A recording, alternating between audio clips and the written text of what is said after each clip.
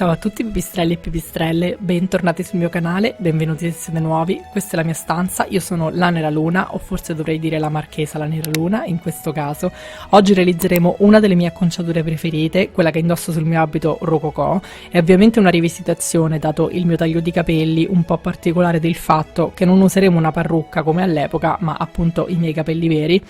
I passaggi in breve sono questi: come state vedendo sto cotonando la fascia di capelli appena sotto il primo strato di frangetta, quindi lascio liscio il primo strato di frangetta. Vi lascio il link qua sopra per quanto riguarda come realizzare la cotonatura.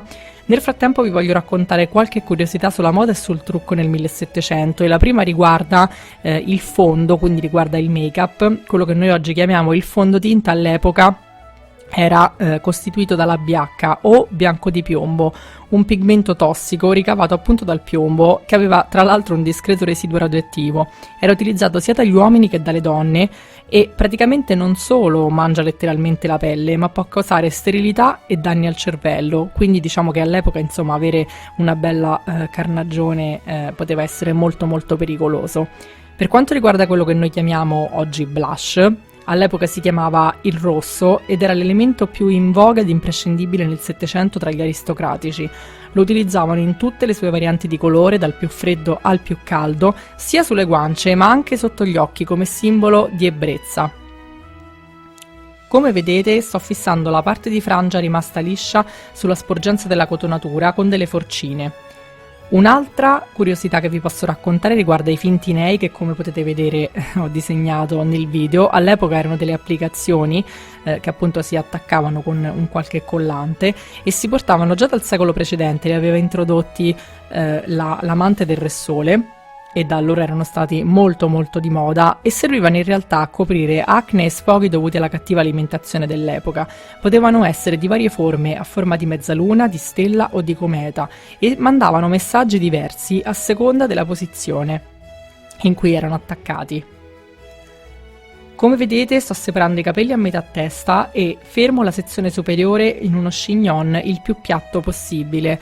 Al di sopra di questo chignon andrò ad applicare il mio cappellino, nel mio caso, o comunque l'abbellimento che scegliete di utilizzare, quindi non è importante che lo chignon sia fatto benissimo.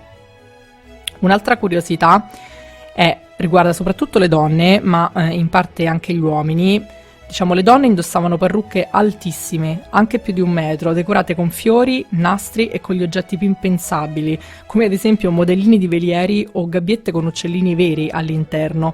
La capostipite di questa moda fu Maria Antonietta, che verso la fine della sua vita aveva addirittura difficoltà a passare dalle porte o prendere la carrozza, motivo per cui dovette ridimensionare ampiamente l'altezza della sua acconciatura. Realizzare un'acconciatura del genere poteva richiedere da qualche ora a qualche giorno, motivo per cui le donne spesso erano costrette a dormire con questa acconciatura per poterla proseguire il giorno dopo e dovevano praticamente rinchiuderla all'interno di una specie di gabbie per preservarla fino al giorno successivo e dormire con queste gabbie in testa. Le acconciature degli uomini erano abbastanza più basse e si sviluppavano un po' più in larghezza. Come avete visto, ho diviso in 2 ciocche la sezione inferiore che ho lasciato libera e a loro volta ho diviso queste 2 ciocche in altre 2 e le sono andate ad arricciare tutte quante con il ferro. Ho arricciato anche le mie basette, quindi ho creato questo piccolo boccolo e vedrete che andrò ad applicare il cappellino. Questo cappellino l'ho realizzato io appositamente per questo outfit e lo andrò a fissare con delle forcine.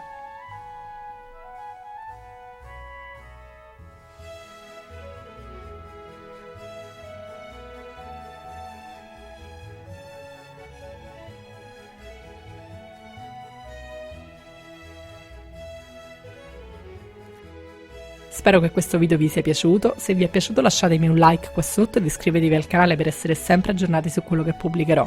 Spero di vedervi nel prossimo video. Un bacione, ciao ciao!